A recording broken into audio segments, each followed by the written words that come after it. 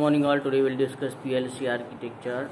An open architecture design allows the system to be connected easily to the devices and the programs made by the manufacturer. And closed architecture is nothing but a periphery system is one whose design makes more difficult to connect the devices and the programs made by the other manufacturers. Now, input-output configurations. Fixed input-output configurations are there in PLC. It is typical a small PLC comes in one package with no separate removable units. This is common power bus in that PLC. This is PLC input interface, processor, output interface. Lower in cost these PLCs but lacks of flexibility. Now I/O configurations or modular I/O is divided by the components into which separate modules can be plugged. This feature greatly increases your options and the unit's flexibility. It can choose from all the modules available and mix them in any way you desire. This is the power supply, processor module, input module, output module.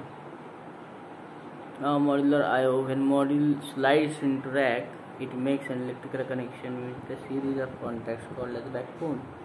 The backbone is located at the rear of the rack. And what is the power supply? How it is given? The supply DC power to the other modules that plug into the rack. The large PLC systems is a power supply does not normally supply power to the field devices. Next, CPU, which is the brain of PLC. It consists of a microprocessor for implementing the logic and controlling the communications among the modules.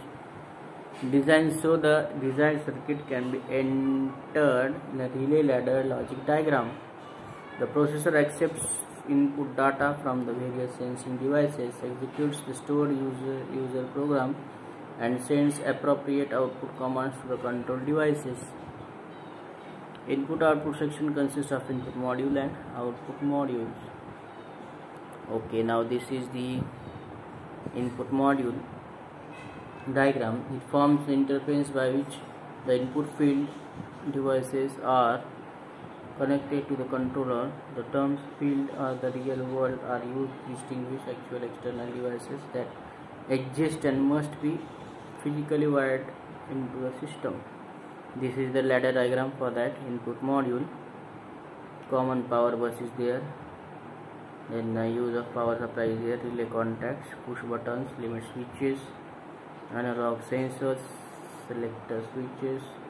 Common return bus is there and input modules is there. Output module is shown in a red line.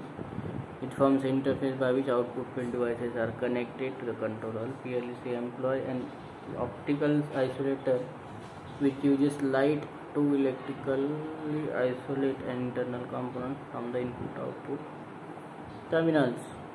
The output field devices of the PLCs are nothing but these are the output module, relays, motor, starters, solenoid valves, input indicator lights, LED lights or displays, etc. What are the programming devices of PLC? A personal computer PC is the most commonly used programming device in PLC. The software allows users to create, edit, document, store and troubleshoot the programs.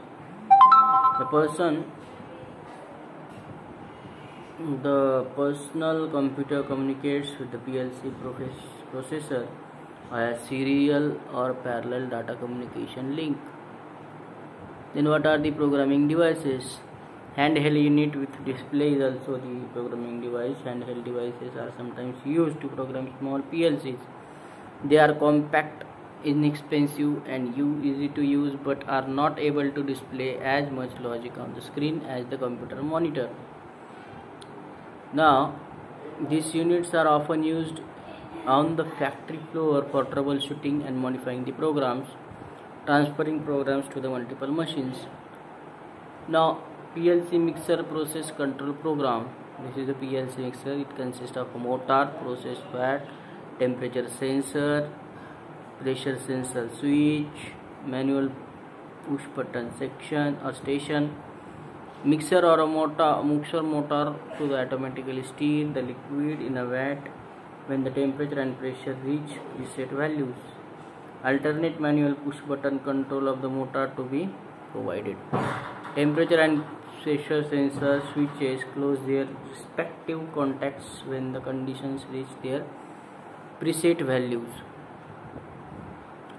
Now this is process control relay diagram, ladder diagram. Okay, this is pressure switch, temperature switch, motor starter coil, manual push button, etc. Motor starter coil is energized when both the pressure and temperature switches are closed or when the manual push button is pressed.